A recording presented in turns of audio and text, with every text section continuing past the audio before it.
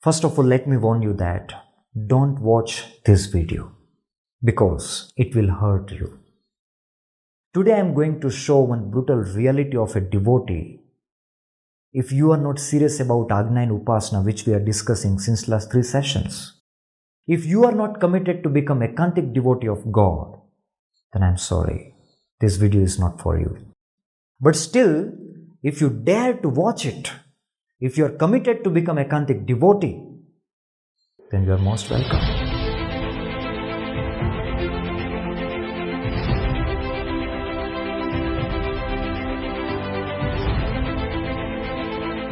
Jai Swaminarayan.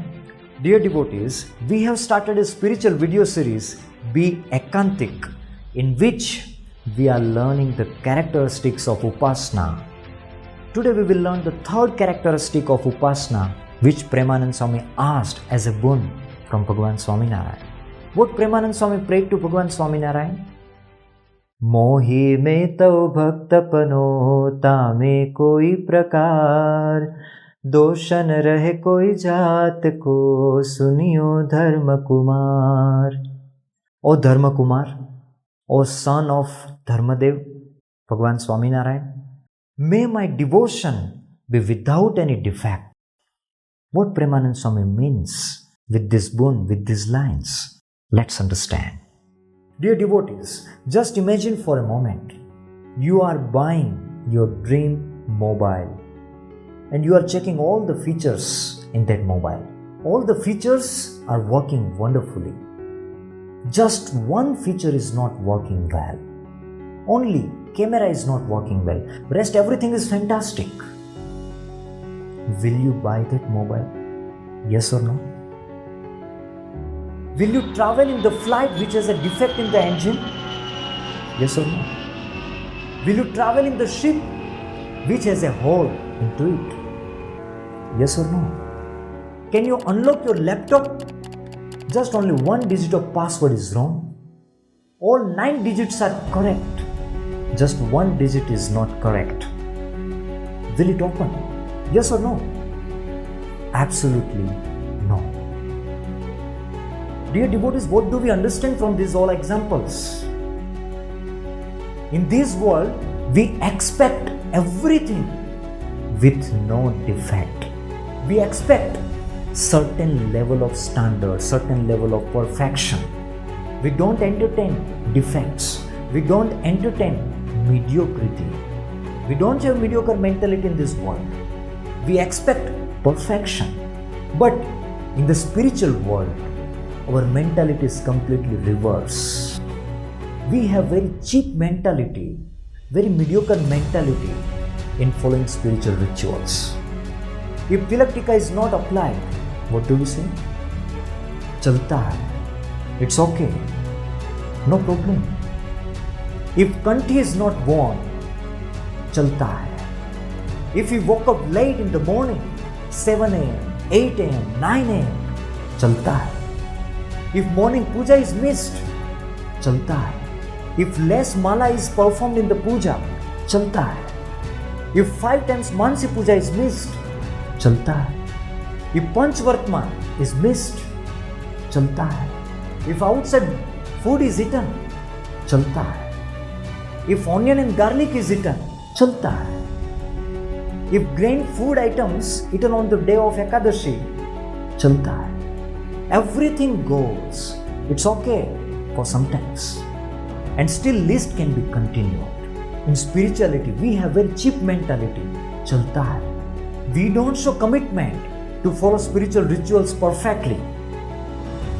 If we want to become such a Ekantik devotee whom God loves, then we have to quit this mentality of chalta hai and we have to accept, we have to adopt the mentality of chahiye chahiye.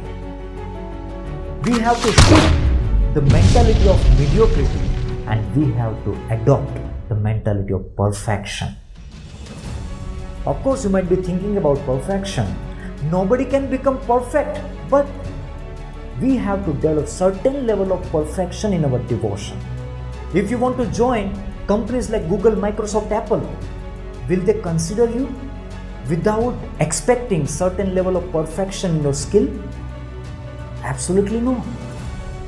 Similarly, if we want to reach Akshardham, a divine abode of Bhagwan Swaminarayan, how can we expect that Bhagwan Swaminarayan would take us to the Akshardham with plenty of our defects?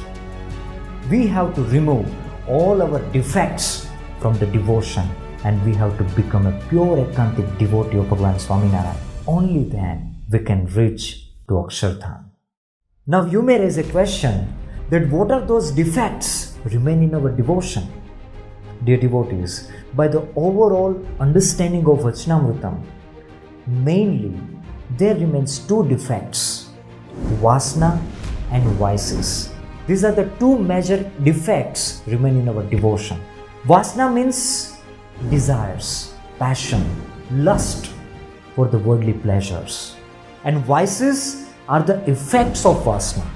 They are like lust, anger, greed, ego, arrogance, infatuation, envy, jealousy, etc. Actually, these Vasana and vices, they are our real enemies. If we want to become Ekantik devotee, then Vasana and vices are our real enemies. If we will not kill them, they will kill us. They will kill our dharma, our devotion, and Vasana and vices only create the distance between us and God. Let us understand with few examples. There was a devotee of Bhagwan Swaminarayan, namely Alaya Khachar. He didn't marry by choice, not by chance. He didn't marry by choice.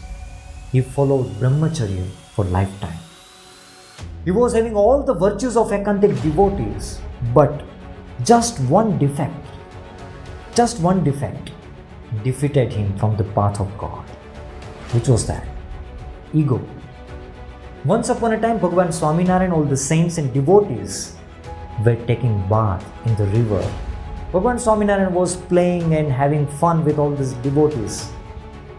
At that time, Bhagwan Swaminarayan pinched the knee of Alaya Khachar. The moment Bhagwan Swaminarayan pinched the knee of Alaya Khachar didn't like it. He felt insulted. He got disappointed. And without saying anything, he left the river and he left Bhagwan Swaminarayan also. Can you imagine? Supreme Godhead Bhagwan Swaminarayan was right in front of him.